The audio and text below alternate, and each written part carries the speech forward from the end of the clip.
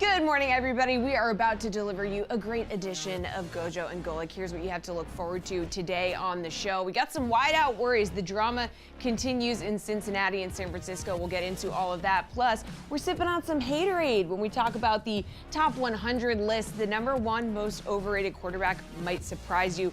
Plus, a new NIL deal has entered the chat. Shedeur signing a historic deal with Nike. We'll talk about all that and more on today's show. Let's get into it.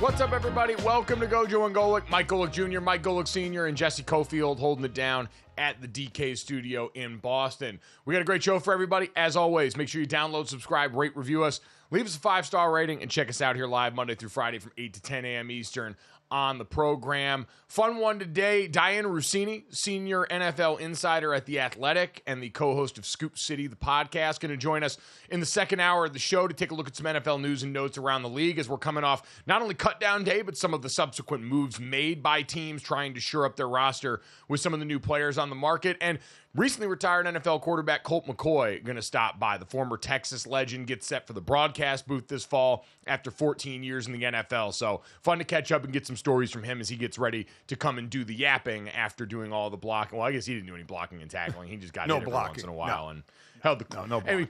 Listen, he had one of the best jobs in sports, man. Backup quarterback after being a college legend. Like Colt McCoy, the Texas version of him at that place. We're talking about NIL with these guys now. Being Colt McCoy at Texas had to be one of the coolest things you could possibly be when it was time to be that. Oh, yeah. If there was NIL when he was at Texas, what he could have gotten would be incredible. And, you know, we always talk about the best job being the backup. You know, the pride in you wants to play. There's no doubt about it. But, you know, he was a backup a lot in the NFL, which one thing is good. It saves your body in the long term, saving, you know, barring any major injury. It saves you when you turn 40, 50, 60 like I am and creaking old and need body part replacements. There is one of my favorite images of all time of backup quarterback, because I think it was Matt Hasselbeck late in his career. Wasn't he with the Colts late in his career? He was with a few teams.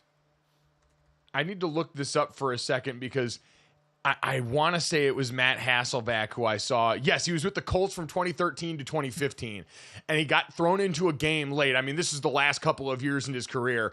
After the point where the competitive juices maybe leave a little bit, they're always still there. You're an NFL football player. I wanted to count that. Oh, but yeah. Once you get into the mode where, hey, I might be a backup guy, and I just think I remember him getting into a game, getting hurt in that game, having come into a backup, and just going on the sideline and spiking his helmet in frustration. Like, I'm not supposed to be the one getting hurt anymore if I'm here to do the backup stuff. This shouldn't be what my life is like, and yet here it is, since that would have been in the Andrew Luck portion of the proceedings in Indianapolis. So I'm there to help the young guy, not here to get myself beat up anymore. But either way, Colt McCoy going to stop by and join us later on and tell us all about how cool it was to be Colt McCoy back when Colt McCoy was at Texas and into the NFL. In the meantime, Dad, we mentioned we had cut down day going on Tuesday into Wednesday. Lots of moves getting made around the league right now. And a lot of people, I think, understand at this point in the year, you're not going to go out and make some sweeping changes. There's not going to be some massive swing here. You know, a team like the Commanders snatches up a guy like Noah Brown, who had over 500 yards receiving last year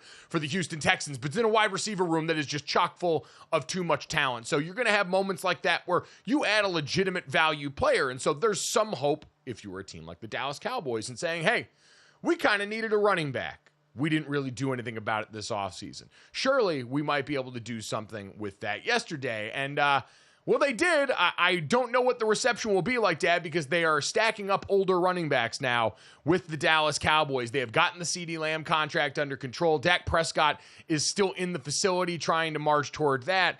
And they went out there and signed Dalvin Cook to the practice squad as their big roster move. So, Dad, how are we feeling about that one in terms of supplementing a Dallas running back room that we have talked about a lot this offseason?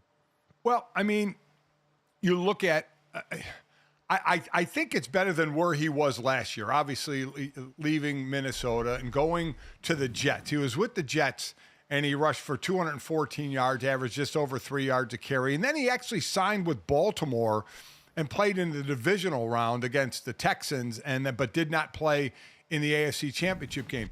Difference is, Mike, is with the Jets, Breece Hall had, and there was a thought, oh boy, you're going to tag team it because Breece Hall's coming off the injury, so maybe he'll be slowed. But Breece Hall wasn't. Breece Hall was phenomenal. So you had Breece Hall to run the ball, to catch the ball out of the backfield. With Baltimore, you had Justice Hill, you had Gus Edwards, doing the running. And in Dallas, you have Zeke Elliott.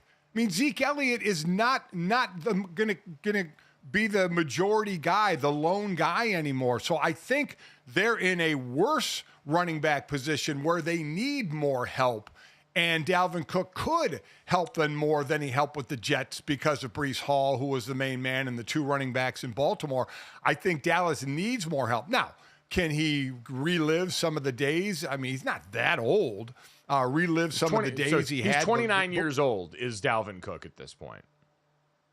Okay. All right. So, all right. He is pushing 30, but I do think that he can help this team more than he was counted on for the Jets and then the one game with Baltimore, because I do think he is going to be needed more in Dallas, because I just, with Rico Dowdle and Zeke, they're going to need help. They don't have a rushing attack. Oh no, they are going to need help, and I think that's why this situation feels a little more pressing. There were a lot of people that wondered if they were going to go and trade for a guy like Khalil Herbert in Chicago, who seemed like he might have been the odd man out flirting with the 53 to begin with, and who had some explosive plays under his belt and is 26 years old, which again, I understand 3 years for us doesn't sound like a lot, but 3 years in running back carries is certainly different. True. Especially for a guy like Dalvin Cook, who, 2021, 2022, a bunch of shoulder injuries that pop up and start to derail his career. That's always a risk with older backs, and to have not one but two of them in the room down there, it was interesting. It was quintessentially Cowboys. I will say this, not as quintessentially Cowboys as the quotes that we had from Jerry Jones from the other day. He did the article with Clarence Hill, the Dallas Cowboys reporter. Dad, were you able to make sense of any of what Jerry Jones said? Do we have the quote board up here? I've got the quote right here from Jerry Jones talking about his GM skills. He said, "The reason I don't let somebody else be the GM is because I don't have anybody that will actually do it right. And they're going to have to come to me because I know where it is and that you're going to pay for it and what you're going to pay for it. I don't give a bleep. If this wasn't fun for me to do or interesting for me to do, whatever you want to call it, the facts are I really would rather F around like this. The point is I love this and you know I do." What is he talking about? Well, I mean, he's talking about the fact of why he's the GM. He's basically saying everything would have to go through me anyway. Even if there was a GM, the GM would have to come to me to approve all contracts. So why not just be the GM? And we know he hasn't built a championship team since '96, and that was with Jimmy Johnson in '92 and '93. And Barry Switzer in '96 with Jimmy Johnson's guys, and that's what started the fallout with Jimmy Johnson and Jerry Jones. Jimmy getting the credit that Jerry Jones he felt he deserved for building that team, but he hasn't done it in 28 years now. Hasn't built that championship team. So I don't think doing a GM job very well, but basically saying, I'm not just hiring football people and letting football people make the decisions. I'm still going to be the one making decisions. So why hire a GM when it has to go through me anyway? I was going to say, why do literally the thing that most healthy organizations do around the league by and large, his ego, which is have someone do that job and then me stamp that. And I understand he's done it forever. I understand all those things. Like it is the ultimate power trip. It is Jerry Jones who loves being the carnival barker and going out in front of us and doing all of this and feeling it's justified because the Cowboys are going to keep going up in value every year, even though I would not think that this is adding to it all that much at this point. These are all assets that appreciate pretty steadily because this is football and we love football. But speaking of someone maybe going a little bit over their skis in terms of their job, Jesse, we got to talk about our boy Zach Taylor yesterday. We had Kelsey Conway on the show. Zach Taylor said it's all good out here. We expect Ja'Marr Chase to play, and it's gone.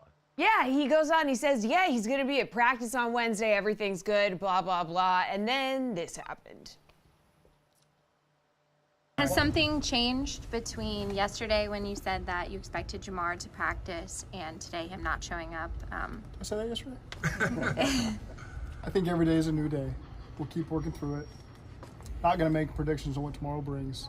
At the end of the day, Jamar's a great dude. That means a lot to this team, and we'll just continue to take it day to day. When does this become a distraction? It's not. I mean, it's a one-off situation that you got to deal with, and again, we'll just continue to take it day to day. Do you still expect him to play in the opener? This is all part of that plan that we've talked about, so this is just the later stages of that plan.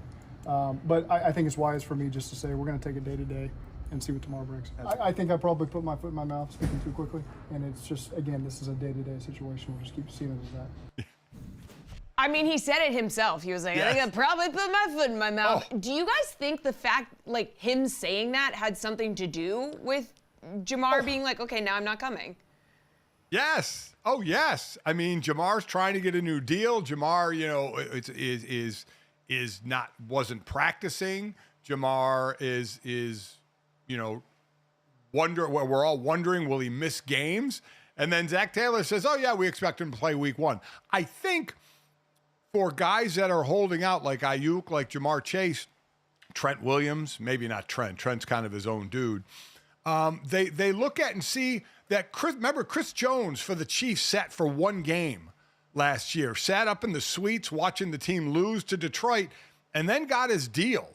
So I think these guys feel that they'll get the leverage, and that's what happens, Mike. You know this, when you start missing games, how is the team doing?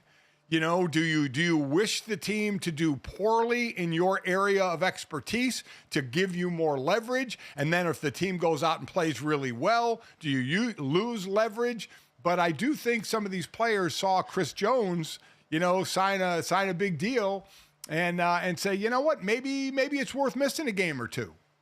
I was going to say, man, I think you got to recognize which guys are built different and which guys aren't. And Zach Taylor coming out and basically making it sound like, oh, yeah, you're going to do what we say. And I'm sure Zach Taylor didn't mean it like that. Zach Taylor's demeanor does not seem to be that way. But the way it comes off and sounds to the player who's currently trying to hold out so that you raise his paycheck, and now all of a sudden, oh, you think I'm just going to show up now all of a sudden because I've been in here in the facility buddy with you. No, I have to remind you what's going on here. Dad, you were the one that pointed this out a while back. Jamar Chase is not set to make earth-shattering amounts of money this year on the back end of his rookie deal, as opposed to some of these other guys getting up to $14-15 million.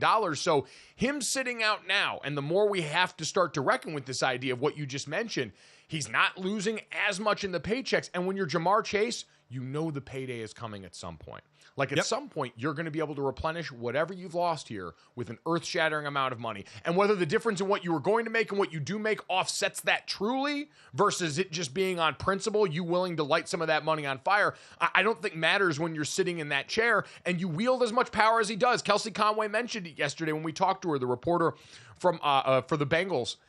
This offense doesn't really have a downfield attack if Jamar Chase isn't there. T. Higgins is a very good receiver, but does not stress the field the same way you need to in this pivotal year for this Bengals team.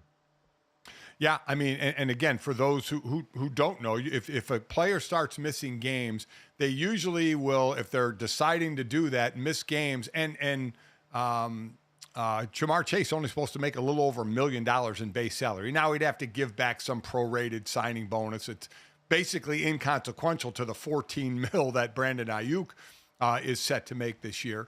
But you can miss up to right around the trade deadline, a point in the season where if you go past that, the year does not count for you. So you've wasted a year. It doesn't count. You reset from the previous year. So players will usually report by then. But for teams that want to be in it, you're now missing a great player for all that time. And what situation would you be in? I think Dallas would be in a lot worse situation. Cincinnati not having Jamar Chase than 49ers are not having Brandon Aiyuk, where they have a ton of other weapons on offense. And Aiyuk is not going to miss out on $14 million. You know what? I will give every player the respect they deserve, that maybe they're just crazy enough to do it. It could never be me. I don't have the stomach for this stuff. I saw Charles McDonald over at Yahoo Sports talking about that the other day, the notion of leaving that much money on the table in the name of principle. That is something that takes some gumption, and you got to be wired a certain way to pull that off. And speaking of that situation in San Francisco, let's talk about them talking about it today. Jesse, John Lynch finally seems to be at least showing some signs of frustration publicly as he talks about this. Yeah, so, Brandon Aiyuk was not at practice, and then John Lynch decided to speak out about the situation, like you said, and it seems like he's getting a little fed up. But, I've seen these things look dire before, and they can quickly turn. So that gives you hope, that we've been in these situations before. And those things can quickly be forgotten. So, we'll remain hopeful. Was it communicated to Brandon's camp at any point, say, last few weeks, that he would be expected to practice starting? Yeah, I'm not going to get into our communication again, but, there's, at some point you got to play. Things are getting a little testy. When I first heard it, I thought he said at some point you've got to pay. And I was like, oh, wow. And then I realized he snuck an L in there. And, Dad, that seemed like the former player and the Hall of Famer in John Lynch coming out there looking and going, hey, man, listen, back in my day, we just got out there and played. It seemed like he just thought about not saying that line, but decided, I think the old player, and John Lynch, anybody knows John Lynch is a player, one of the toughest players there was, to get that little line in. He didn't need that line, but he got that line in. And for those that don't know, Brandon Aiyuk, he was a hold in, and he wasn't getting fined because they were saying he was injured. His neck and his shoulder is why he wasn't practicing. So after you got to the 53-man roster, or right before that, he was cleared by the doctors to practice. Is on the 53-man roster, unlike Trent Williams, who's not.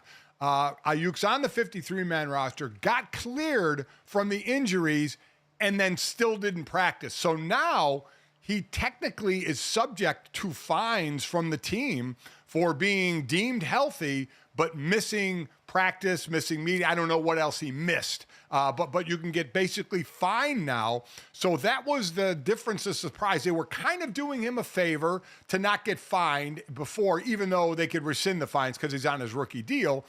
But once he was cleared by the doctors and then didn't show for the first 53-man practice to get ready for the season, all the antennas all of a sudden went up on management. So we kind of still look at the situation. We remember we went through this for a while where were the Commanders a team that might potentially trade him? And then the Browns got involved and was Amari Cooper on the table. And the Steelers are obviously involved in this. Little Brian Windhorst finger pistols right here with some news that I just saw ESPN NFL insider Field Yates tweet out about 20 minutes ago. The Browns have restructured Deshaun Watson's contract. They converted $44.79 million of his 2024 base salary into a signing bonus, creating about $35.5 million in cap space. Cleveland now has over $62 million in cap space, the most in the entire NFL. Why is that, you ask? It's almost like you're preparing to bring someone in who you'd like to sign to a lucrative new contract. That certainly is right. Because I mean, there are floors and ceilings. Obviously, you can't go over the cap, but you have to spend a certain amount of the cap as well. And we were wondering when they were going to restructure Deshaun Watson, a guy who, I mean, there has to be Cleveland fans that are going, my God, this guy just got handed $44 million more dollars, but he was guaranteed $230. So. But I was going to say, that money was going to him anyway, and it goes to him anyway. Sooner now. Right. And if you can use it to clear out some space. And remember, Amari Cooper went on his Instagram and said, basically, I wouldn't mind if you sent me to San Francisco and put me out there. So all of a sudden, right before the season, again, convenient timing. Now, why is this? We will wait and see. Something we can check in on with our buddy Dianna Russini, who's going to join us in the second hour of the show, taking a look at now this situation and as the world turns with some of the NFL's best wide receivers who are currently chilling on the sideline, waiting for the season to start. Coming up next, though, we got college football kicking off tonight. Week 1 officially gets set to start. We'll tell you a couple of the biggest impact transfer quarterbacks and how to watch them this fall next on GoJo and Golic.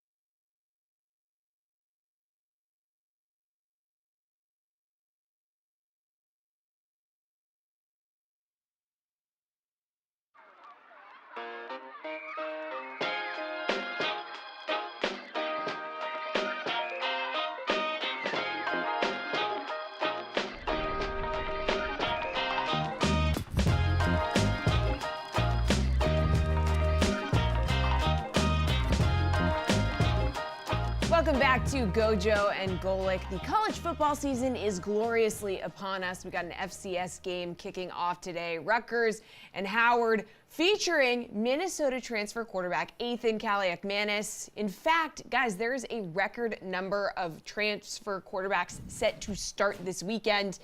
In all, 43 transfer QBs are projected to start among these 68 power conference teams. Pretty crazy.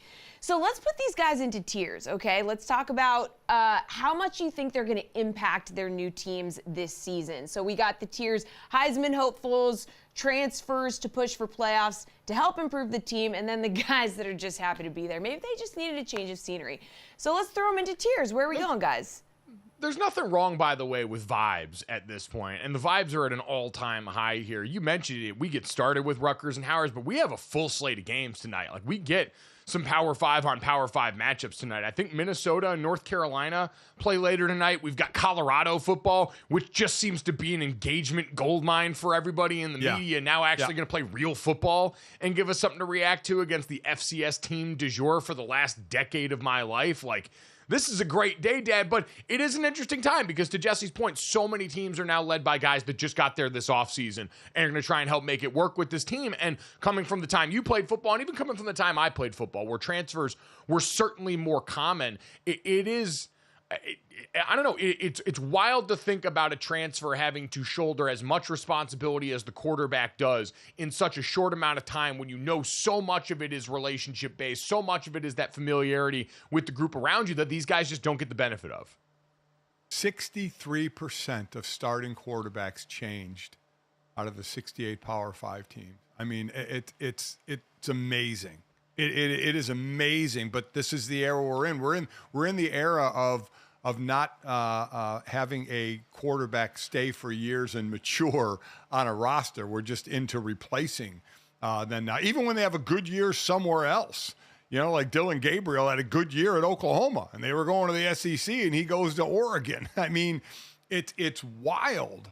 The players that are making moves, but we don't have development of young quarterbacks anymore. It's just, let's fill the spot each particular year, and with high expectations. You're right. And a lot depends on when they get there. When do they transfer?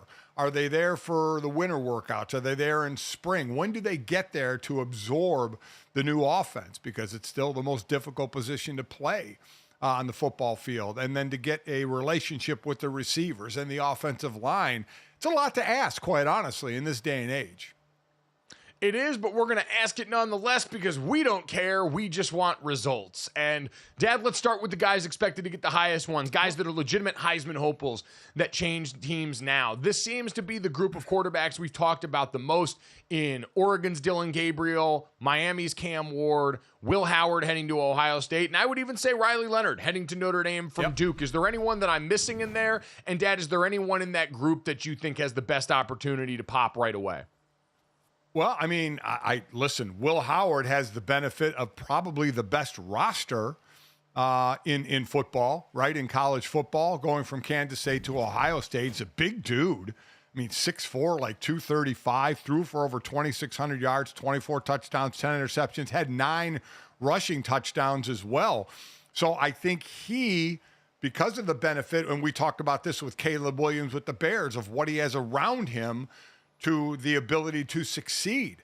And we know Ohio State, with the talk of the recruits they get and the $20 million NIL money, that they probably have the best talent around a quarterback for the working relationship. So I would, you know, it's not really going out on a branch here, on a thin branch, to say it's Will Howard because of the surrounding cast. Yeah, I'd say he's got a great opportunity with that there. Will Howard, it's so interesting. I mean, there's plenty of people at Kansas State that are just as excited, if not more, about the player that they've got in Avery Johnson now on that roster than they were about the guy that now Ohio State is touting as their prize from the portal in this season right now. He is, amongst these players, 6th in the Heisman odds overall at plus 1,500. Dylan Gabriel, Dad, at Oregon, the one right now that most people seem to have penciled in here. You know, quality deep passer, going over into an offense with Will Stein that's been there for a while, has to replace some weapons that left last year, but Tez Johnson and some of these guys still capable pass rushers, or pass catchers, in the room around him. So I think he's the one, especially walking into a new conference here. Ton of pressure because Oregon's got a big bullseye on their back trying to come in and immediately bully the conference they just entered. Yep. And Cam Ward, I think, again, with Florida State already losing, Cam Ward coming in from Washington State, throwing again for over 3,700 yards, under 10 interceptions with just 7 and 25 touchdowns. So I think there's a lot, and the recruiting classes we talked about with Miami and Mario Cristobal, that they have a chance, you know, between them and Florida State and Clemson to win the ACC. We keep asking, when is Miami back? And Mario Cristobal has got to be getting close to producing Miami being back. These other quarterbacks have accomplished a lot. I don't think this is just homerism in saying Riley Leonard is probably the most physically gifted of any of the players that we're talking about in this group. As both a runner and the high-end stuff that NFL people have taken. I've talked with Nate Tice over at Yahoo about this. The physical skill set, that's the biggest difference between what you're getting with Riley Leonard and all the production last year that Sam Hartman brought over for Notre Dame there. So fascinating to look at him in this picture, Dad, because I don't think he's as polished as some of these other guys, but the ability there, if harnessed in the right way, is pretty incredible. But it seems like he's got more weapons now to throw to than Sam Hartman did last year. A couple of returning Faison and Greathouse, the receivers, and then you got a couple of transfers that you have in. The tight end, Mitch Evans, coming off the injury, so you get him for the whole year. He's basically the second-ranked tight end. Second or third ranked tight end in the country. So it's again, the offensive line. We talked about it with Notre Dame, the changes they've made on the offensive line. Yep. So outside of that group there, Dad, I would say like the next group down, like teams that could be, you know, frisky playoff teams, maybe competitive in their conference. They're not the favorite by any means, but they've got this influx. We saw DJ Uiagalelei, who that was supposed to be a guy that I don't think ever realistically pushed for a Heisman, was definitely supposed to help Florida State get back to, or get into, I should say this time, the college football playoff. Unfortunately, bad first rattle out of the box with that effort there and the lack of downfield passing attack. The other one I look at in the ACC, Dad, like that would be Grayson McCall. Like prolific career at Coastal Carolina with Jamie Chadwell for the majority of his career in a very different offense that he's going to run at North Carolina State now. But a guy who's talented, veteran, and coming over for a team that's trying to push through a ceiling. Yeah, I do like him. I like what McCall brings. Didn't bring a ton of touchdown passes from Coastal Carolina, but only 6 interceptions. But I do like him. Again, a good-sized kid at 6'3", 220, who can move if he has to. So I do like what he brings to North Carolina State. I don't think that they're necessarily going to push for an ACC title, but he. You know, not now that you can have multiple teams in a playoff, do you possibly push for a playoff? Yep, it'll be interesting there. Tyler Shuck at Texas, at Louisville by way of Texas Tech. Not really one I can get myself overly excited about. Veteran player, but he's been in college like 7 years. At some point, you are what you are at this point in your development. We've seen guys improve. I don't know if this will be the place. And then you've got a grab bag of others, Dad, that are good players walking into interesting situation. KJ Jefferson at UCF, probably the most interesting for the Golden Knights and for Gus to use that kind of mobile quarterback that we've seen. There's a whole group of quarterbacks that are UCF castoffs in college football doing very well. Him there, Brock Vandegrift going to Kentucky from Georgia was a big-time recruit coming out. Will Rogers has every Mississippi State passing record in the books, going to a Washington team that if they get bowl eligible this year, based on what they lost and the changes made on that team, put the banners up, because that would be an impressive feat from Will Rogers and from Jed Fish to pull that off with everything that walked out the door after the title appearance. Yeah, and still a head-scratcher. Kyle McCord going from Ohio State, I guess, didn't like the NIL money, of which they had a ton of it, or maybe saw writing on the wall trying to improve a Syracuse squad. Yeah, I think it was more of the latter. They're fascinated to see because Yes. he had some big throws in the bag, but overall fell short of that Ohio State standard. Coming up next, though, let's talk about the standard for college quarterbacks with a guy who lived it. Colt McCoy going to join us on GoJo and Golic.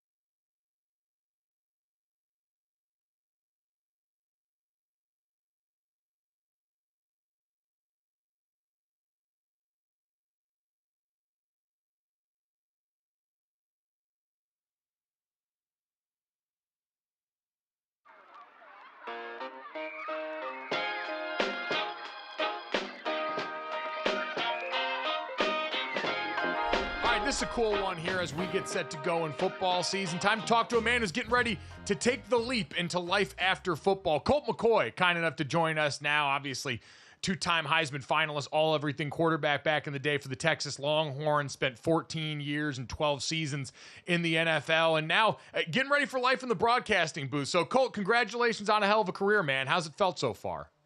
Hey, thanks for having me on this morning. All good, all good. Yeah, lots of change, lots of transition, but I'm thankful that I have the opportunity to stay around the game, call a little college football, do a few things with NFL. Like, I think that will help a soft landing for me coming out of, a long career and into the other things that I want to get involved in. The one of the toughest things, having experienced this a few decades ago, is coming out of playing and then having to be critical of your peers from an analytical side. Have you trying to find the sweet spot for that? Yeah, that's right. That's actually one of the first things I talked to NBC about. It's like, guys, like, I played a long time. I don't really watch myself on TV or the TV copy, but I'm not a guy that's just gonna wear these guys down. Like, I know their schedule. I know what they go through. I know their family that watches. I know that life, and I think there definitely is an art to it. I've listened to a lot of, color guys throughout the years, and, especially as you're trying to make this transition on how they handle situations and players and people. And, I look at it from, trying to come across as I know the game and I know kind of a lot of the plays and I know, sort of your role and what it's supposed to look like. And so when there's like obvious things that you messed up on, it's kind of letting the audience know or talk about in a way that's like respectful, but like that they could turn this on and be like, He's right. I didn't do that right. Or I messed up. And so I haven't done it yet. So I know there's an art to it, but at the same time, I'm coming at it very much so from a player's perspective of, the grind, playing through injuries, the toughness factor, the time commitment from school and work, and it's your job, but like there's a lot going on, right? And little mistakes here and there are part of it. Well, and you mentioned the perspective that you're going to bring into this. And for anyone unaware, Colt's going to be in the broadcast booth for NBC. I know you've called USFL games before, but you, Paul Burmeister, Catherine Tappan, going to start the season off with Colorado and Nebraska, which is going to be an incredible game, and take a look there. And listen, it's going to feature two quarterbacks, one who's a freshman in Dylan Raiola coming in, and another in, Shedeur Sanders, who's expected to be a top flight draft pick, that are living in the shoes you lived in as a big time college quarterback with the weight of expectation. So take me back into that, into being the star quarterback at a place like Texas, and you're walking into the beginning of the season here. What does that feel like in terms of the noise that builds up around you, or can build up around you in those moments? No doubt. I mean, listen, the storylines here are endless, right? You have Colorado, Shedeur Sanders. Like, I've watched him a little bit of his tape last year. Excited to watch him this week. They played North Dakota State.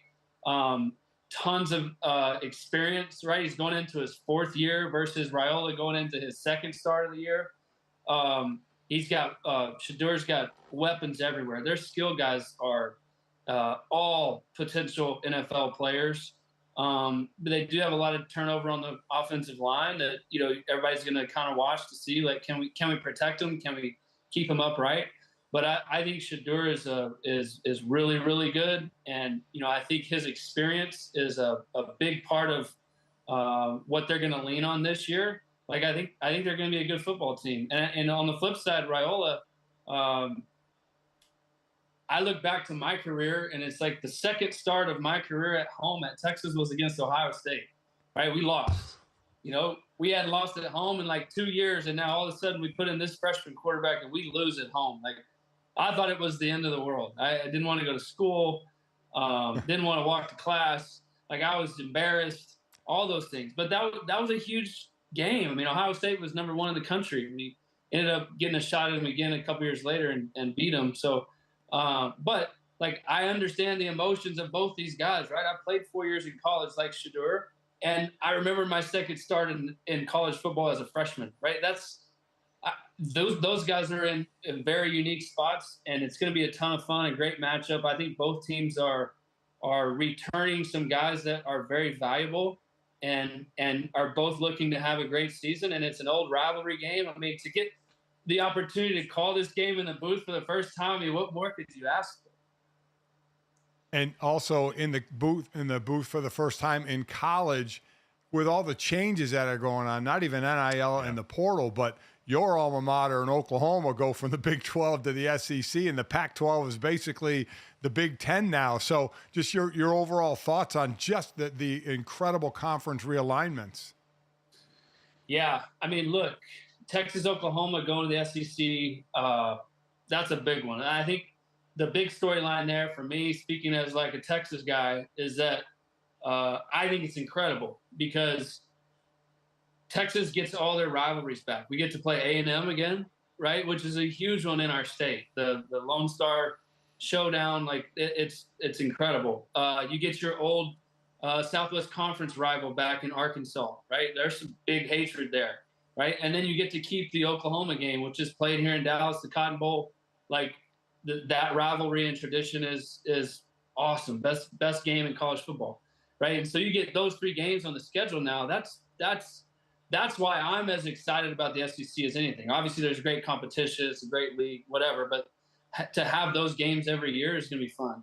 And then you look at the Big Ten is, it's east to west, right? It's massive. Like, there's going to be some games, throughout this year that, like, maybe the first time these teams have played each other, right? I think later in the season, I think I get like the University of Washington at Penn State night game. Like, that's going to be awesome. Right? Like, I've never been to Penn State, but I've seen the whiteout crowds, and I know it's an awesome college town. Like, I think I'm stinking pumped up about that, right? and then you got USC and UCLA and Oregon playing all these big schools. Like the Big Ten has a rich history and tradition, anyways. A lot of blue blood schools, but the fact that you're getting the addition of those like really good Pac-12 teams is going to make it a really fun league.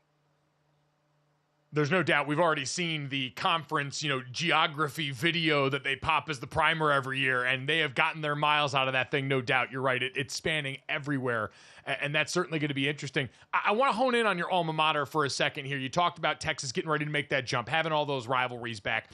Quinn Ewers, now a guy who's been around there for a while, weathered all that conversation about Arch Manning coming into the room, and has now turned himself into a Heisman frontrunner, a guy that's going to be talked about for the NFL there. We've also seen him pull off some pretty incredible stuff in the NIL world now that that's a thing here. So I'm curious, for Colt McCoy, what was the coolest thing that you got to be around or be a part of because you were the Texas quarterback back in the day? And what are you most envious seeing that these guys pull off now in this world where all this stuff is legal? I mean, great question. NIL world is amazing for athletes. I mean, especially if you are have the opportunity to go to a big school like a Texas, like a Michigan, like a Ohio State. I mean, just the opportunities are endless. I mean, I don't have anything verified on exactly what these guys are getting, but I'm hearing like private jet deals. I'm hearing, like Lamborghinis and cars. I'm like, what? Like, I don't know if I'd ever made it to the NFL if this was the case. Right? So good for them. And so I think that's a very gray world. I don't know that anything's like black and white. But I kind of follow the same storylines that you guys do too. And Texas certainly is doing a great job on that front. And I think they're really excited about the transition. And, speaking, going back to football, I think for Quinn, right? Like he's going into his third year starting at UT with a really good squad and coming off a Big 12 championship and a playoff appearance and being able to now play a full schedule in the SEC. Like if I'm the quarterback at UT right now, I'm thinking like, dude, what an opportunity. Like this is incredible. Right. And I think their schedule is set up fairly well. It's not like they got a really tough challenge. They got Georgia at home. And then they have the rivalry games that they get. Like I think they have a chance first year in the SEC. So we'll see.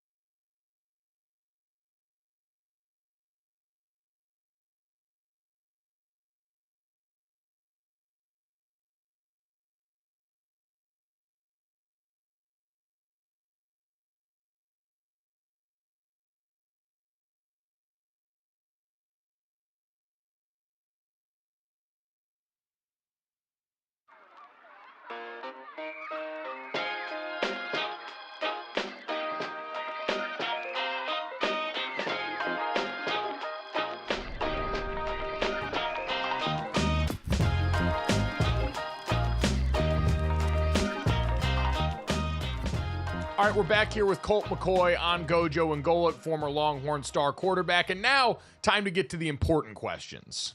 You've got to have like a sandwich or some sort of food dish named after you in Austin, right? Considering the career you had around there, there's got to be something named after Colt McCoy.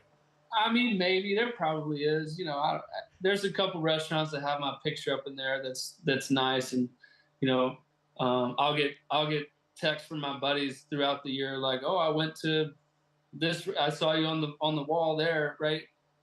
So Austin's a great place, wonderful town. Like, so thankful that I got to go to school there and play for 4 years there. I mean, the thing about NIL and college and the NFL and all, like, it's just I don't know. You guys might have a better opinion here, but like, I don't know if guys are going to stay 4 years anymore, or they might. Like, if NIL keeps, you know, growing like crazy, it's like, why would you not stay and play 4 years if you're gonna?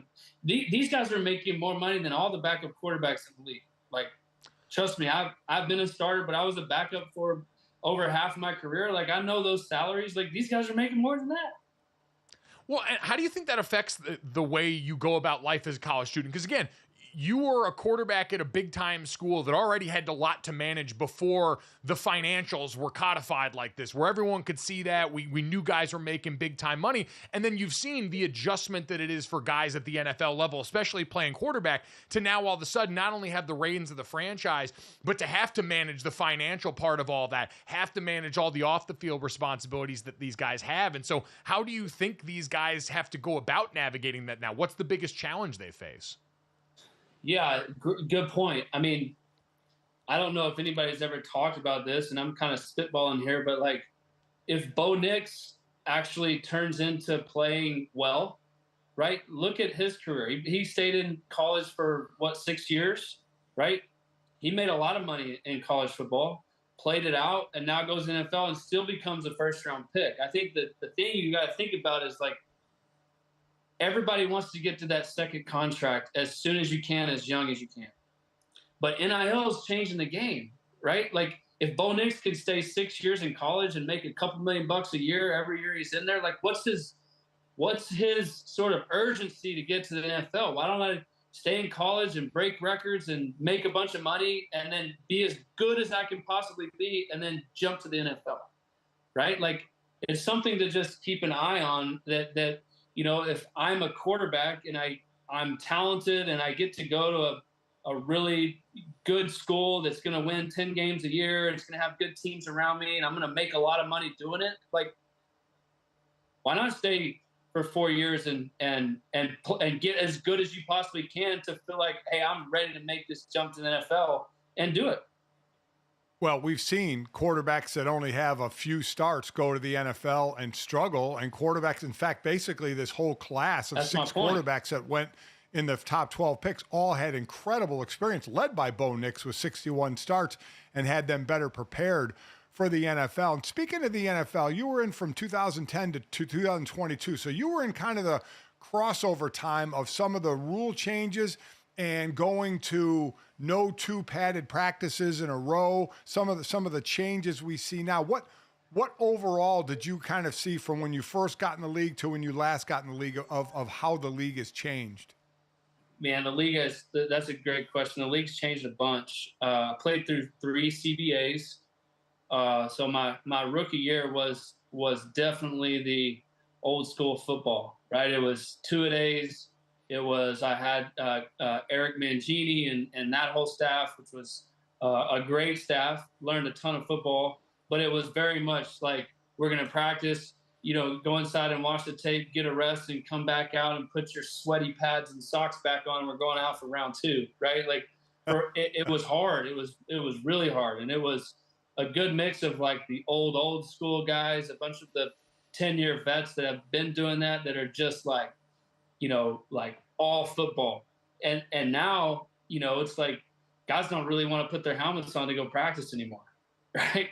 Like, I don't know if that's good or bad for football, right? I think it's probably weaker football than what it was when I first got into the league, just because of that and like the rules that are in college, and as you come into the NFL and like all the new, I think it's all fine to protect the game, but at the same time, it's not you're not seeing in my opinion, the old school kind of complexities or the toughness or like those things have changed big time.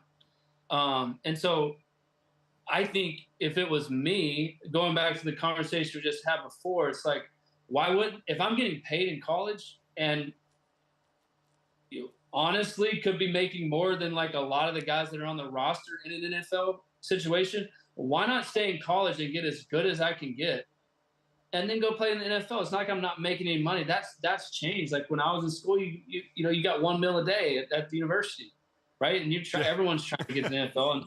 And I think it's just something to keep an eye on. Like it's unique. It's again, it's all still gray. There's really no black and white. But if these guys that are in this rookie class come out here and play right away and play well, I think it's something to keep your eye on.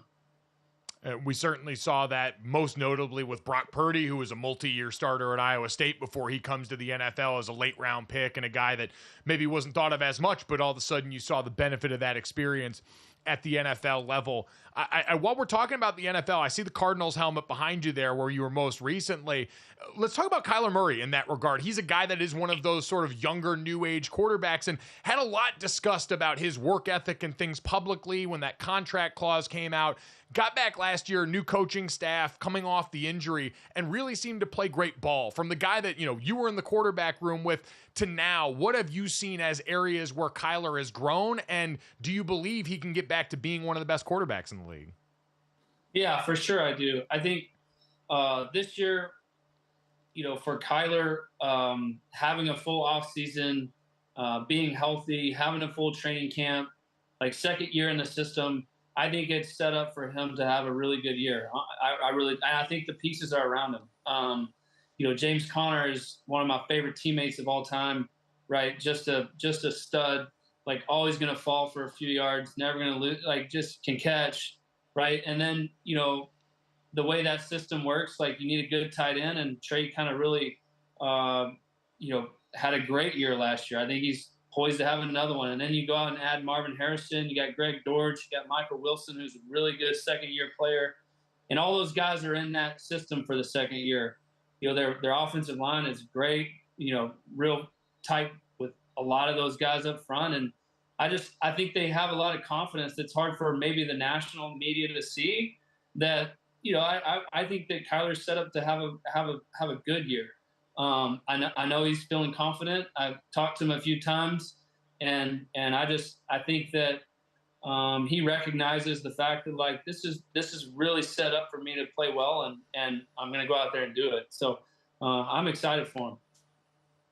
No doubt. They're a fascinating team in one of the toughest divisions in football, as you know, out there in the NFC West. So that's the thing. Like NFC West is built, right? Like they're good defenses. They all run the ball well. They're all really well coached. Like that's a tough one to say I'm going to win. If you can split in a lot of those games, like I think you got a chance. But listen, he's definitely as talented as anybody that I've ever been around, and probably the most talented from just an athletic standpoint. The things he can do and escape from and throw on the run and put the ball in the money. Like people don't talk about how accurate he is with the football, right? I've played with him for 3 years. Like the guy just can put the ball where he wants to put it. And to me, if you're evaluating quarterbacks, that's the most important thing to me, right? Can you put the ball where it's supposed to be put, like where he can make a play on it and the other guy can't?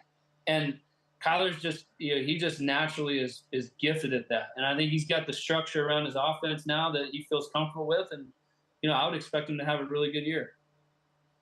certainly a team I'm excited to watch. I know a lot of people agree there, but also excited to watch you getting into the booth this fall, man. Colt, we could sit here and talk with you all day. This has been a ton of fun. Congrats again on an incredible career all the way through from college to the pros, and now best of luck in the broadcasting career, man. We're excited to watch.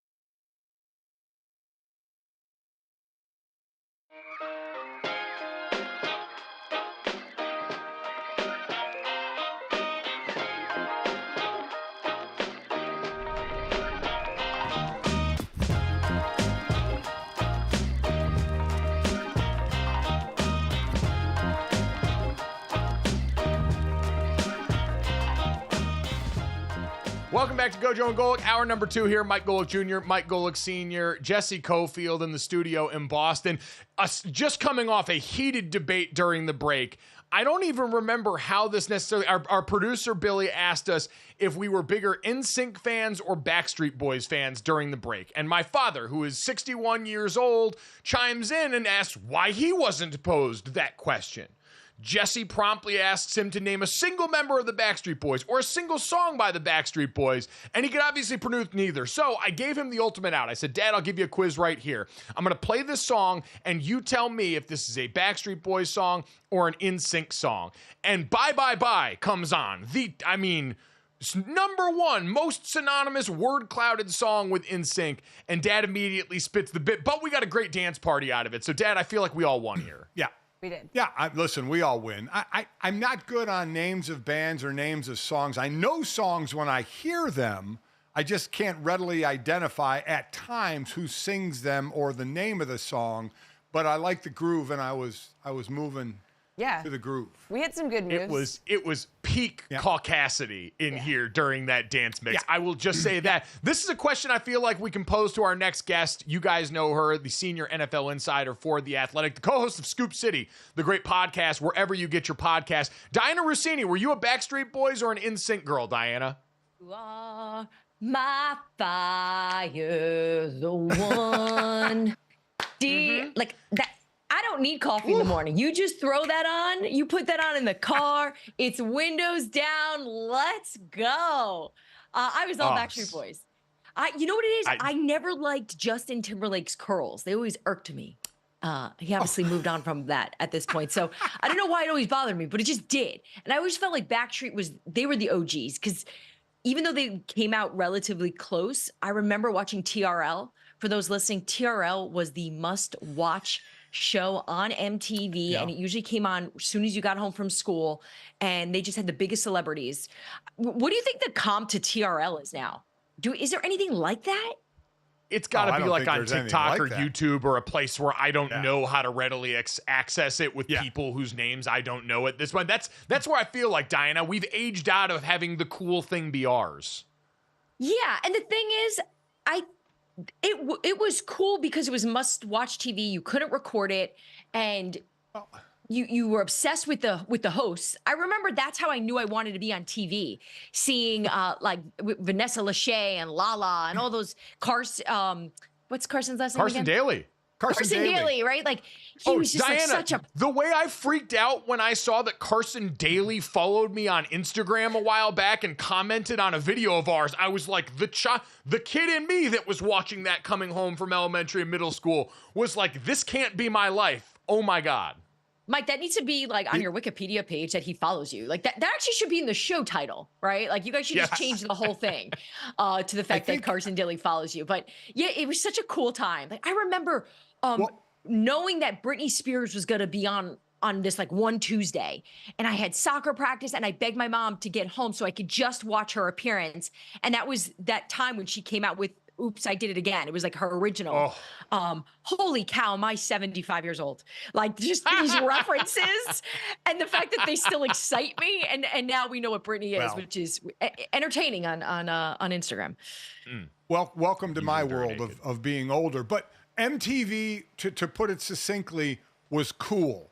It was cool when it had the shows, when it had when it actually played music videos. I mean, it was a cool channel that has just gone off the rails now. But yeah, those were some fun times. I actually have a question for you, Mike. As somebody who's older and has seen a lot of different trends, come and go over the years, I feel like your son and I are getting to a point now where we're falling behind. Like we are. Like as much as we want to come on these shows and talk about us being in with the know and what everyone's doing and what's cool, I scroll through TikTok and I'm lost at times. And I'll ask my babysitter and people that are younger in my life, did you make a decision in your life to just go, you know what, I'm not going to keep up and I'm just going to hold on tight to the things I know? Or did you actually make attempts over the years to keep up?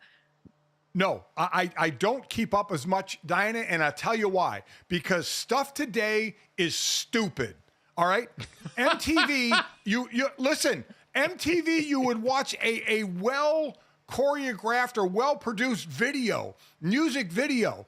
TikTok, I watch 10 seconds of a girl dancing and it gets 3 million views. I'm like, what the hell? What are we doing? We are so watered down and dumbed down in social media that we don't appreciate the things that were produced well or choreographed well or written well. Now we just have 10 seconds of dancing or some stupid, I almost said a bad word, that we go, oh my God, there's millions of followers and look at this influencer. It's garbage now. It is garbage. Full disclosure, That's my rant. That's my rant. I never posted this because nobody wants to see it. But my thought was, all right, all these people are doing these dances. How hard could it be? I was a ballerina, I was a tap dancer, a jazz dancer, all these things when I was younger. I'm a decent dancer. How hard could it be? Well, guess what? It took like an hour for me just to learn like the first 4 moves and whatever the trend was at the time. So whenever I'm scrolling through and I see it, like I understand that there's a space for it and it's obviously popular and people are drawn to it. I just don't know where people have the time to learn a dance and perfect it, because they don't put the bad cuts in there, right? They put when they nail it. It just, to me, it boggles my mind. And maybe that's just because I'm someone whose time is just become really limited lately. I yearn for the days to have that much time that I'm going to just practice a video all day.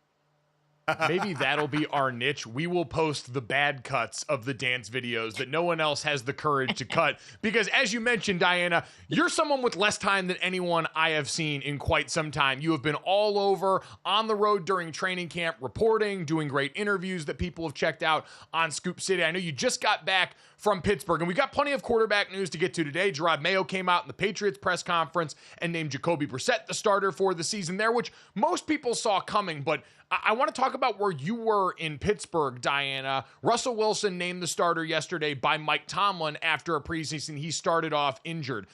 Did this seem like it was a legitimate quarterback competition to you between him and Justin Fields? It did. I think most people look at this and go, well, Mike Tomlin said the pole position the entire time, and, you know, he was going to always lean towards the veteran. That wasn't the reality, not based on the conversations I was having on the ground yesterday about how this all came about. There was definitely opportunities for Justin Fields to take this, especially when Russell Wilson was dealing with that calf injury and Justin was running with the ones. Now, look, when Russell Wilson was healthy, he was always with the ones. But there was a time period there where Justin was doing really good things, and there were serious conversations being had behind the scenes about maybe we can do this. And then in the end, the thought process, the philosophy between Mike Tomlin and Omar Khan and the rest of the coaching staff there was, let's give the veteran the nod here. He's played better. It's a much better quarterback situation for us starting the season with Russell Wilson and then going to Justin Fields, who we believe in and we think has a lot of talent, than doing it the other way around. Now, that said, Arthur Smith, who's going to be on Scoop City tomorrow with us, it was actually perfect timings because we found out that Russell was the official starter. So we were able to talk to him all about the things that he's seen from Russell, but also the kind of packages that they're going to include in their offense with Justin Fields. So while we're saying Russell Wilson is the starter, that doesn't mean Justin is sitting there with a clipboard on his butt on the bench. He's going to be out and part of this, and they're just going to try to find the right situations, not overdo it, but use him in a smart way, the way we saw Arthur Smith do it in Tennessee when he was there. So the most popular person on a roster is the backup quarterback, especially if a team struggles. So if Pittsburgh struggles, is there a short leash for Russell Wilson? Yeah, they have a really hard schedule. They do. And I do think the fact that Justin did impress them shortens the leash naturally. And also just the fact that when you look at this roster and you look at the way Pittsburgh has been the last 4 years, all the pressure is on the offense. I kind of joked with Arthur Smith. No one's worried about Mike Tomlin. They're always worried about the offensive coordinator since Big Ben left. Because obviously we've known over the years it's been a tough position to be the OC in Pittsburgh because they haven't had a lot of success. So now here is Arthur stepping in on this. And look, there's a lot of confidence on the ground and on the team in the locker room for what Arthur's going to be able to do. And they're really going to try to go back to doing what Pittsburgh does well. Good defense, as you mentioned, and they're going to try to really run the ball. So in terms of the quarterback position, I don't think they're going to be asking much from Russell Wilson. They just want him to take care of the ball. That's really no turnovers. Don't take sacks. If they can get him to that level, Russell could have success there, and he could be the starter all season long. But I think if he falls back into looking like the Russell Wilson we saw with Denver, and we saw the frustration Sean Payton had with Russell Wilson out there, the sacks over and over and over, drove them nuts. And I assume that it would also drive Pittsburgh nuts again if that doesn't get corrected. Yeah, I would say so there. And for Russell Wilson, I think a lot of the histrionics and the thing around him seem to have quieted down, and it might just be about the ball again now for the guy that for so long operated like he wanted to be the next president, as a lot of people pointed out with him. Yeah, and I spoke to him really quickly yesterday too, and even just talking to people around him. Everyone says he's been really great to work with. He's been easy to work with. Obviously, a much different story than what I was hearing out of Denver all of last year. So this, I think, has always just been a really good move, and perhaps the last big move for Russell Wilson. So we'll see if this marriage can work. All right, well, while we're waiting to see if that marriage can work, the marriage between Brandon Aiyuk and the 49ers has been in a very interesting place for a while. And Dianna, I wanted to ask you if I'm reading too much into this. Now, we got John Lynch out speaking about Brandon Aiyuk and some of the other players, Trent Williams holding out yesterday, sounding a little frustrated with the situation. While simultaneously, Field Yates reporting this morning that the Cleveland Browns have restructured Deshaun Watson's contract to clear up about $62 million in cap space over there for a team that was mentioned alongside Brandon Aiyuk as a potential trade partner before. Is there anything to read into right now as we get towards the 0 hour with this receiver? Yeah, it's crazy how many unanswered questions we have right now. I don't remember an offseason like this where I'm headed into the first week of the season. I'm like, what is it? I don't know. Like, I don't have the answers. I don't know where I was asked in Pittsburgh yesterday, where do you think Aiyuk winds up? I'm like, here? No, maybe, because nobody really knows what he wants to do and what the San Francisco 49ers want to do. All signs based on the behavior and the way it's been going point to him wanting to be in San Francisco because he could have left already, right? The deals were on the table. The Steelers were ready to go. Trade compensation was complete. The structure, everything was done. They just needed the call. Cleveland was never a place where Aiyuk wanted to play. And I don't see that changing. Unless they're willing to give him more money than Justin Jefferson, which that's not how I understand in terms of the kind of contract that we're looking to give him. New England, remember, they were the ones that were willing to really shell out a lot of cash, but he didn't want to play there either. So it's really coming down to San Francisco or Pittsburgh, but we really haven't heard a lot from Pittsburgh because they're just sitting here waiting.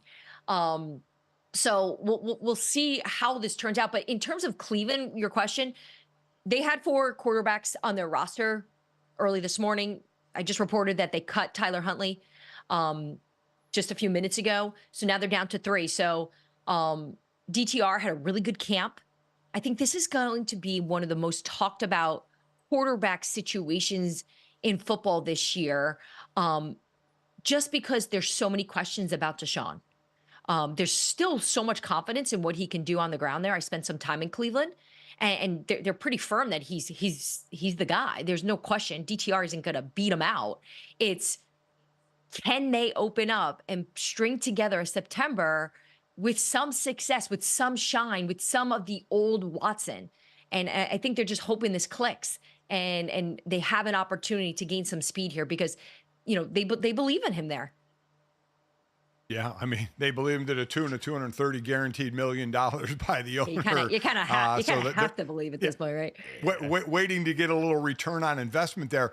Yes. As far as Brandon Aiyuk not practicing, he was cleared medically after the 53-man roster and then didn't practice. Jamar Chase, after Zach Taylor pulls the ripcord and says, he's going to play week 1, Jamar Chase shows up and doesn't practice. Do you think either one of these guys will look at the Chris Jones situation to sit out the first game to kind of get leverage, and Kansas City lost to Detroit, to see if they can build their leverage by sitting out early in the season? Yeah, sit in that suite with your agent and you'll get paid. That was remarkable, by the way. I don't think we cherish that moment as much as we should. The season had started, right? And there's so much going on, and the Aaron Rodgers injury, like we had so much, and then boom, that was it. That was awesome. But look, let's look at it this way. If I were to say, if I had to guess which one would do it of those 2 receivers, in my opinion, it would be Aiyuk, just based on the fact that it's been out of control, and it doesn't seem consistent with a plan. He's obviously stuck in the mud here with what number he wants. And here's the thing about the Aiyuk thing. They were so close. Like I've been ready with the tweet for like 2 weeks about trying, the deal's done. They were so close to getting this done and something's gone off. And then in regards to Jamar Chase, this one's a little different because he still has 2 years left, right? So, we saw Justin Jefferson do this last year. He played it out, got paid a lot of money because of that. And look, yesterday, I think Zach Taylor just overspoke. I think he was a little too confident, which probably in a sensitive time for everybody right now, it probably made Jamar Chase feel like he lost some leverage by coming to practice. And maybe he felt like the Bengals weren't going to be as motivated to get that deal done. So he shows up in street clothes yesterday. Like, I practiced the last 2 days. Yeah, I'm not going to do that. So we'll see if he's willing to, we'll say, forgive Zach Taylor and the Bengals there for maybe overstating a situation. So we'll see if he'll be back out there. But I have more confidence that Jamar Chase is going to be there week 1. And I can tell you from talking to people down there, they're game planning like he's going to be there. It's not like they're doing what San Francisco's doing, which is living in a world of what if we don't have Aiyuk and trying to figure out what that would look like. Cincinnati is expecting Jamar Chase to be there. So they're expecting him to be out there on the field. Dianna, I want to get to one more thing that you reported the other day and make sure I'm not reading into this too much. The Falcons trading Taylor Heineke to the Los Angeles Chargers. We know Justin Herbert dealt with that plantar fascia injury during training camp a bit. Is this hedging on that an indictment of maybe where he's at injury-wise, or is this more about the backup quarterback situation that we saw on display during the preseason? Yeah, and to give you a bottom line on the backup quarterback situation, it wasn't good, right? Like I think we all could see that with our eyes. So the move made sense in that regard. I don't think you need to overthink it though and go, oh, Taylor Heineke is now going to step in and be the starter week 1 for Justin Herbert. But with that in mind, Chase Daniel, my co-host, who is really close to the Chargers and understands that injury, he's had it before, has explained to me that is a nagging injury, and it bothers you all year long. So this may be a plan for let's improve our backup quarterback position, but let's also improve it to a point where if we have to go there, it's manageable. We can do it. It's not going to look the way it did in that preseason game. So it makes a lot of sense. And I do think the day-to-day situation for Justin Herbert is going to be important, and seeing how comfortable he is out there. And we'll see how this goes by this time next week. Going to be really interesting to see how they manage that in a very different season for the Chargers under Jim Harbaugh with the loss of all of those offensive weapons. Going to be a fun season here for everyone following and listening to Scoop City. Dianna Russini, senior NFL insider over at The Athletic. Dianna, always appreciate your time. A ton of fun. Let's go watch TRL reruns here after the show and just send each other clips. I hope Carson Daly's watching right now, and I hope I get a follow from him. We can. A girl can dream. A girl can dream. Ooh. There we go. We're going to send that into the universe for you, Dianna. Thanks so much, bud. We'll talk to you soon. Thanks. Bye, guys. Love you. Thanks. Yeah. It really was a wild day when I realized he was following me, Dad. Like, I don't know if you've had this experience or not, because social media is such a lesser part of your life. But when, former offensive lineman, when Walter Jones followed me on Twitter, the little 8-year-old fat kid in me welled up with pride. And Carson Daly, obviously, in a very different way. But have you had that pop up in your career? Well, I had it with Carson Daly when we were at Tahoe doing our show at Edgewood. I was walking to the show to do with you, and Carson Daly was getting ready to go do his hit. And I said, oh, hey, how you doing? Mike Golic. He's like, oh, I know. He goes, I'm Carson Daly. I'm like, oh, I know. He goes, yeah, I dig your guys' program, And I'm like, oh, wow, cool. All right. Thanks, man. Appreciate it. So that was a very cool moment. We should have brought that up before, so Dianna Russini now knows there is a chance that Carson Daly watched this or will see this clip and will now know her name after this. Look at God, won't he do it?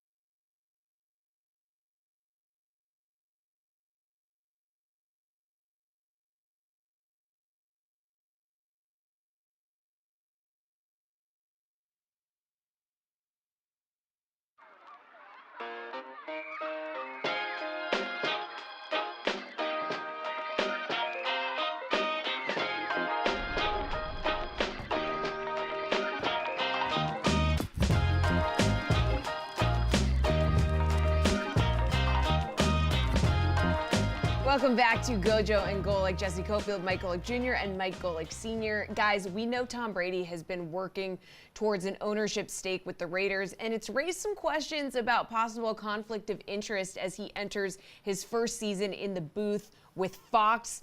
Well, he could be facing some restrictions if that Raiders stake is approved. For example, he won't be allowed in production meetings or in facilities for other teams. So that kind of begs the question, you guys can answer this. How challenging is that for a broadcaster? Well, now it's certainly not the worst thing in the world. It sounds ominous where you can't go in the facility, you can't watch practice, you can't be in production meetings. But I'll be honest, in calling games, both NFL and college for a couple of decades, production meetings, in all honesty, can be a bit of a waste. The amount of people in those meetings that are non-football related, and then you have a coach and players coming in, you're rarely getting great information, in all honesty. Now, where I would get information is I would call a coach during the week and talk to him one-on-one, or talk to a coach one-on-one before a game, or a player before a game in a one-on-one situation to try and get more information. And then you can watch, obviously, a ton of film. You know the coaches' styles, offensive styles, defensive styles, what they call, what they like to run. So you can still do it, but there is a lot of restrictions on him. There's one thing to not doing it, and another thing to not being able to do it, not being able to talk to players, not being able to criticize officials. Now, that's a gray area. He can certainly disagree with an official's call, but can't criticize officials. I mean, there are some pretty hard rules laid down on him, but I personally don't think it would affect the broadcast that much. Yeah, they are nice details to flesh out a broadcast, to have his little anecdotes there to help paint a fuller picture. And listen, sometimes when you cover games for smaller schools and colleges, they'll be more willing to give you stuff. I've gotten a look at, the first play or two of a game. I've gotten a look at the game plan and some things that they'll put in before. Sometimes they'll give you that stuff, but, bigger schools, and certainly in the NFL, they're not incentivized to give you anything truly that good unless you've got that relationship, which Tom certainly does in a different way.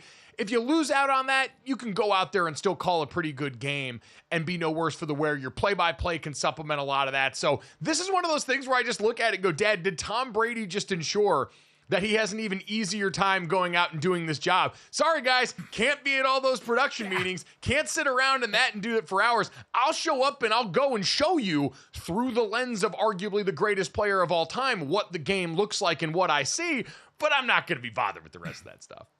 Yeah, and by the way, those meetings during the week on the phone or Zoom take a long time. Those meetings a day before a game in person take a long time, and now he can't be part of them. So, you're right. There can be like, oh, darn, I'd love to be there, but I can't. So I still think he'll be able to call a good game. As far as his ownership, it's kind of stuck with the finance committee now, because there's the thought that he's getting a deal on whatever percentage stake he would have in the team, and then he would have to get a majority, obviously, of votes, I think 24 or 32 to approve it. So they're still in the process, but while they're in the, he can't be doing these things. So it's something we haven't Greg Olsen really seen. once called the game as an active NFL player, lest we not forget, before he got in the broadcast booth. So we've already seen the umpteenth version of this, and I trust that they'll be able to navigate it again. You can do the job that Tom Brady has to do in this well enough without having some of this extra tidbits in there. Now, is Fox probably thrilled about that for their A crew? No. But you're bringing Tom Brady over here for the wealth of his experience, not necessarily what he'd get out of any of those meetings. So Tom Brady, Jesse, will not be able to criticize officials during this one, but he will be able to criticize players, and that is something players have gotten increasingly more opportunities to do, including a recent survey that gave them a chance to hate, and hate they did. God, we just love to hate, don't we? Just feel the haterade brewing inside of us, and so do the players. So they had a chance to do that anonymously on the top 100 list. Over 100 NFL players, they were asked by ESPN to rank quarterbacks, and something surprising came up. I don't know if, I think this guy is surprising to you too. They voted on the most overrated quarterback. Are you shocked that Josh Allen was number one here? Like, when did he become overrated? It is amazing because, Dad, earlier in the article, they had players rank the top 3 quarterbacks, and the top 3 were Mahomes, Lamar Jackson, and Joe Burrow. But Josh Allen was the 4th in most received votes for that. So he was simultaneously a top 5 quarterback and also a most overrated quarterback and the best bleep talker in the group as voted on by the players. So he contains multitudes, apparently. I was surprised. Maybe the thought from the players is when Buffalo had the talent that they have and they lost a lot this offseason, that he wasn't able to bring them over the top and to surpass Patrick Mahomes in Kansas City. Maybe there's that. But I was surprised. I think this guy is a tier 1 quarterback. But I was surprised. I mean, so he was number 1, and tied for second was Jalen Hurts and Tua. I could see Tua because Tua's passing numbers were down under Brian Flores and up under Mike McDaniel, but they also got Tyreek Hill. So I think there are those that think, well, when he changed coaches and got the fastest receiver in the game and one of the best receivers in the game, that his numbers improved. So I could kind of see Tua, but I was really surprised at Josh Allen. Well, for Josh Allen, it probably comes down to the turnovers, right? Since he entered the league, he's got, 102 turnovers, which would be tied for the most since he came into the since the start of 2008. Allen's 102 turnovers lead the NFL. So I'd say it's probably what it boils down to, that. And I'm sure there's some people that we talk about Tua and the coaching change that it prompted the increase in numbers for him. I'm sure there's plenty of people that look at Josh Allen and go, hey, you really started to pop off when Stephon Diggs got over to Buffalo from Minnesota. Let's see you do it without him now. And I would point to as the rebuttal the back half of last season, where the offense essentially decided Stephon Diggs already was going to be less a part of that game plan, and Josh Allen was really going to be the sun and moon there. So I'm still very high on the Bills this season. I think Josh Allen is easily, for me, one of the top 3 quarterbacks. I actually think right now, because of the Burrow injury, it would be him, Lamar Jackson, and Patrick Mahomes. Probably in that order: Mahomes, Lamar Jackson, and then Josh Allen before you get to Joe Burrow. But I would imagine the turnovers are probably where people go. Yeah, I would agree. Leading with 102, I would agree. One, as I mentioned, tied for second with Tua was Jalen Hurts. And one NFC East player said, how hard is it to throw jump balls to A.J. Brown and Devontae Smith? And their tight end, Dallas Goedert, is really good. So that's basically saying, well, the talent around him is so good, throw in a great offensive line, and he should be producing. So that's one of those where the talent around you supposedly gets you in trouble, which I don't know how fair is. No, I would agree, but that's what we do all the time with these quarterbacks, and there never seems to be one clear rubric that we're judging by. And the minute you have a season like last year and slip up the way Jalen Hurts and company did, we can point to the offensive coordinator, but a lot of players, especially who are always wired to be haters, are going to point to that. Dad, MVP odds for each of these guys. Josh Allen leads the way at plus 850, followed by Jalen Hurts at plus 1400, and Tua, distant third in this group, at plus 2500 for the MVP. Do you think that's the right order? I think I do. I think I do. So it would be Jalen who has the best odds, because I think their team has the best shot to reach the Super Bowl. And obviously it's a regular season award. Josh has the best odds per player, but Jalen's team has the best odds to reach the Super Bowl among the individual teams. Right. I get that's where I was going. I guess that their team. I think Tua being last makes sense.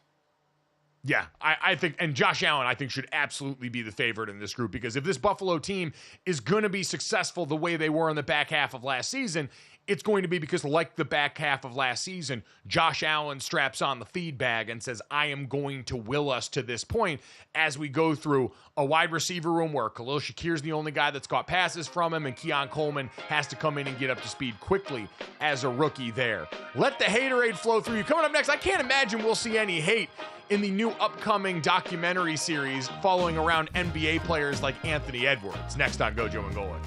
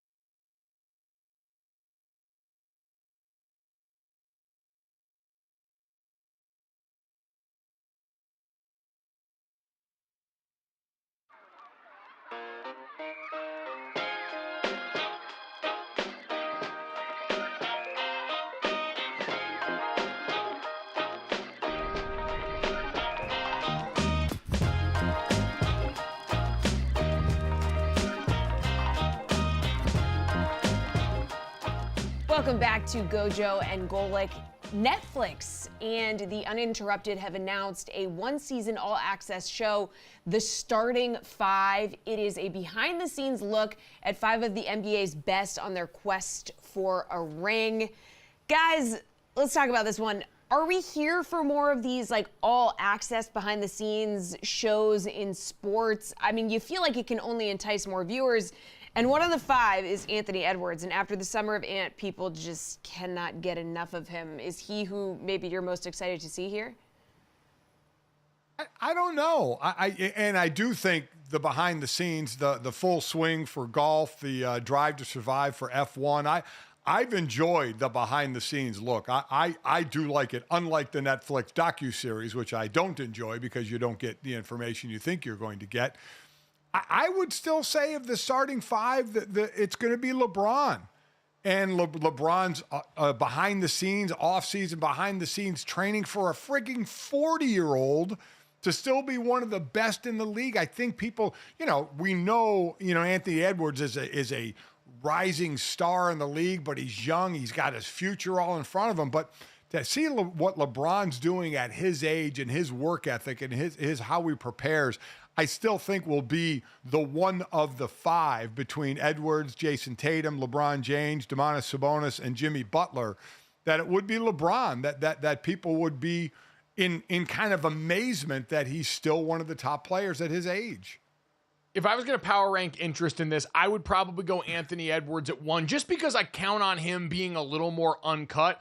LeBron is a content creator. LeBron has been in front of the media as someone like this since he was a teenager. So you're going to get exactly what LeBron wants you to see out of this experience. And I think part of this charm about Anthony Edwards is he's somewhat polished, but not totally media trained enough to where I think we'll get some fun stuff with him.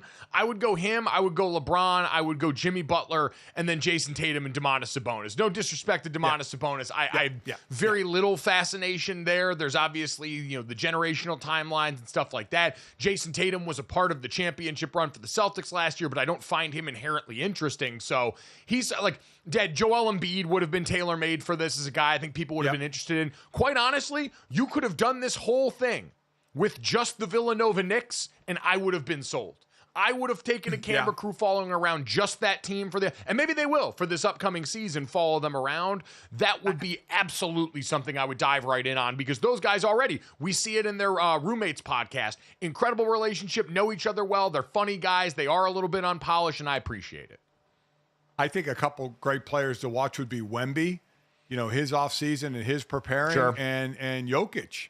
I think him, hanging out with the horses and his family, and I just think that would be an interesting watch as well. He would never agree to it. Never. No. Never. You couldn't pay him enough. He would never do it. It was like, you remember the Hard Knocks with the Cincinnati Bengals, the one year James Harrison went over there from the Pittsburgh Steelers and they followed them around, and they had a whole supercut of James Harrison just closing the door on the cameras or flipping off the cameras in meetings or turning away from them or refusing. That would be Nikola Jokic it would honestly almost be fun just to watch as an exercise in how much one man could evade the camera crew that was sent there for something he was paid to, because I would imagine these guys get some kickback from this. There's got to be a financial incentive to be around this and have these people invade your life. And so to watch Jokic try and wrangle his way out of that would be glorious. Yeah, worth it. Yeah, to watch that would be funny. To try and get in James Harrison's space would be scary. Yes. Scary. Listen, the Jokic brothers are there, which proceed at your own risk. Dealing with those two around that situation. So a lot of beers would get drank in that documentary, but we will probably never get to see that. Jesse, the other big news in terms of content around sports and those worlds increasingly colliding, the NIL space and college basketball. We talked a little bit about NIL brand deals for an individual player in Cooper Flagg yesterday, the Duke superstar who signed the New Balance deal. Now NIL is apparently going to get in on the tournament game in general for college basketball, which is fascinating to me. Yeah, so there's an in-season tournament, okay, and they're getting the logistics figured out. It's finally been figured out. It's NIL sponsored, so it's going to be at the MGM Grand Garden Arena. All the games are going to air on Warner Brothers, Discovery Channels, TNT, etc. This event, it's going to feature 8 teams. It's reportedly going to pay out millions in NIL earnings to those players. So pretty interesting. The landscape keeps changing. Now we've got an in-season tournament that has tie-ins with NIL, and it's kind of like, what will they think of next? Well, Dad, this is one of the things that we've talked about for college basketball on the men's side, which I do think has an interesting regular season dilemma that will probably be remedied by Cooper Flagg coming on board and being as tantalizing as he is at a brand place like Duke. We saw it with Zion. I have a feeling we're in store for more of that again. But this one now, financial incentives for teams to want to go and be a part of it. And we see tournaments like this all the time at the beginning of college basketball seasons, right? We're Notre Dame fans. Seeing Mike Bray and a Flower Lay at the Maui Jim Maui Invitational every year to start the season in Hawaii, an absolute godsend, a tradition unlike any other. But to see at least the tournament promises to provide each team at least $1 million in name, image, and likeness opportunities outside of the competition here. So you're trying to directly incentivize these players to come and be a part of compelling regular season basketball matchups for you. And we've said all along, for bowl games in college football, that's probably what you're going to have to do if you want to keep people engaged in the same ways. And they're already talking about 2025, expanding it to 18 teams, and it's going to be in Las Vegas. Las Vegas is all of a sudden become the sports mecca, right? Of having teams stationed there, having big events there. It's always had big events there, but college sporting events with all the gambling that goes on, it's all thrown out the window now, man. Vegas is the place to go. hey, I'm just saying right now, these games are going to be airing on TNT, True TV, the Warner Brothers family of networks. I'm getting ready to call some college football games for them this fall. I see now on the list of teams involved in this, Rutgers and Notre Dame going to play in a first-round matchup in this one. I happen to know somebody that was a prominent Notre Dame alum, at least in my own mind. If you guys need any help with any of these NIL opportunities, anything around the game, I am happy to offer my services at this point in time. We really need to shine a light and make sure that we are doing this thing justice, Dad, because I think it's going to be great. Did I sell that hard enough? Because I'm pumped. Clip that off. That was good. Clip Well that done. off and send Good it job. out. Yep. Mm-hmm. Yeah, send it out to everyone involved. I will say, we brought up the Cooper Flag NIL deal while we're on this front. I saw that Shedeur Sanders signed the NIL deal with Nike. He becomes, I believe, the first college player to sign an NIL deal with Nike, the first college football player to do that. It does bring up an interesting point that I saw people batting around yesterday about that Cooper Flag thing, Dad. Duke's a Nike school, been a Nike partner forever. The fact that Nike wasn't able to secure the likely number 1 overall pick in the upcoming draft with that kind of literal home court advantage, pretty big coup for New Balance to pull that off, because this was Shedeur, not overly surprising considering his accomplishments already and the profile he brings for the brand. Yeah, well, Cooper Flag had the association with New Balance at the company, the factory being 25 miles from his hometown. There was a little home cooking that went on there. And for Shedeur, Colorado is a Nike school, so he could technically have his own shoe. Yeah. For this first game tonight, and maybe that's been in the works. Maybe he's going to have his own. It wouldn't be shocking for this guy's personality to have his own shoe on his feet in a game tonight. And listen, they're already going to get the attention they want out of this. We saw last year, even when things went badly for Colorado, they were still maintaining the attention of the entire nation. That being said, Nike cutting this check, I'm sure part of them is still waiting and hoping, like, man, let's just take care of North Dakota State, all right? This is a little scary. They got to be familiar with the Bison and what they've done at the FCS level. Again, I'm not saying I think they're going to win, but I'm just saying they have a chance to make it scary in a way that for, the people writing the Nike checks, they're like, you know what, let's just hope Shedeur keeps getting up, and maybe the offensive line does look a little bit improved this year. We don't have to worry about that. They're still a hot commodity with their coach and their personalities, but you know what? You have to start winning. You got to start winning, or it's just all going to kind of slide away. Nope, exactly. We have seen a bunch of young athletes now popping off in that way and getting our attention with accomplishment, but you got to translate it into wins. So coming up next, let's get to this, that, and the third with a reminder that this Caitlin Clark thing might work out for the Indiana Fever after all. Next on GoJo and Golic.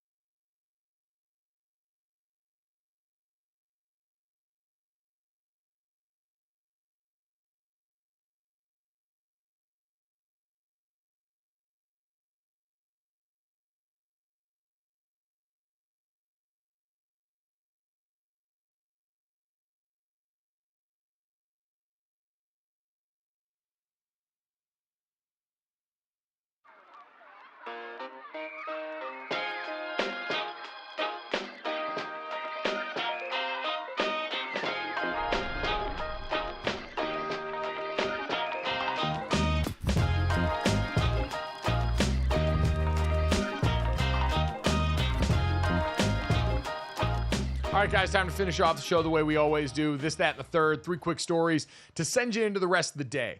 As always, make sure you download, subscribe, rate, review our show. Leave us a 5-star rating. Check us out live Monday through Friday on the DraftKings Network from 8 to 10 a.m. Eastern. You can also find us streaming on Samsung TV Plus, the Roku channel, Xumo Play, and, of course, DraftKingsNetwork.com. If you miss us live or any of our awesome guests, and today was fun, former Texas football legend and 14-year NFL vet Colt McCoy stopped by, as well as senior NFL insider over at The Athletic, our friend Dianna Russini, getting us all caught up on the news and notes. You can catch those interviews wherever you get our podcast or right here on YouTube as soon as we get done with the show.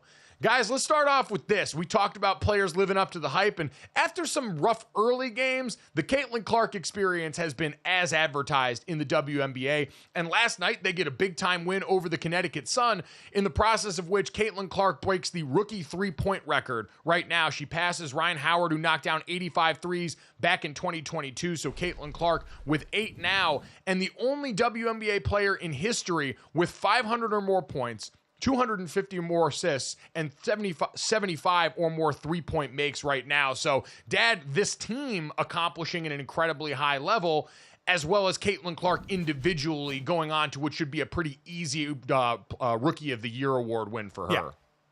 Yeah, she's still up there in turnovers, but the positive side far outweighs that. She's going to be the Rookie of the Year. And from a team aspect, there's like 8 or 9 games left. They're sitting in the 7th slot, but only a half a game away from Phoenix in the 6th slot. And that's kind of where they'll end up, because there's a 3-game swing to the Aces at 5, and they have 3.5 on Chicago Sky, who is 8 now.